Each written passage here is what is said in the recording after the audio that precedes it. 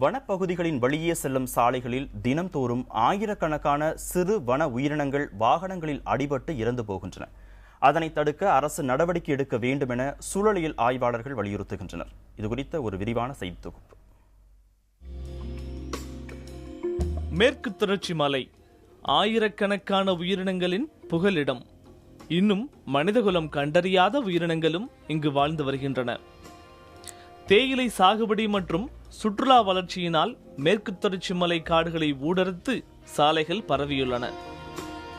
இந்த சாலைகளில் தினந்தோறும் நூற்றுக்கணக்கான வாகனங்கள் எந்தவித கட்டுப்பாடுகளும் இல்லாமல் தொடர்ந்து பயணிக்கின்றன.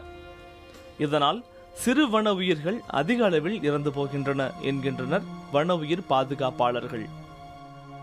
இப்போ ரீசெண்டாக செஞ்ச ஆராய்ச்சி ஒன்றில் கண்டுபிடிச்சது என்னன்னா, இந்த மான்சூன் சீசனில் தவளையாக இருக்கலாம், இல்லை ஒரு பறவை, இல்லை ஒரு பெரிய விலங்காக இருக்கலாம், ஆல்மோஸ்ட் எவ்ரி 1 கிலோமீட்டருக்கு ஒரு உயிரிழப்பு இருக்குது. 1லேருந்து 10 விலங்குகள் வரைக்கும் நாங்கள் நோட்டீஸ் பண்ணியிருக்கோம் உயிரிழந்திருக்கு.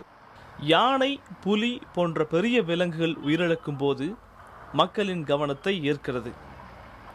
அரசும் உடனடியாக நடவடிக்கைகளில் இறங்குகிறது. ஆனால் சிறிய வன உயிர்களின் உயிரிழப்பு என்பது யாருக்குமே தெரியாமல் தினந்தோறும் நடைபெறும் தொடர் நிகழ்வாக இருக்கிறது.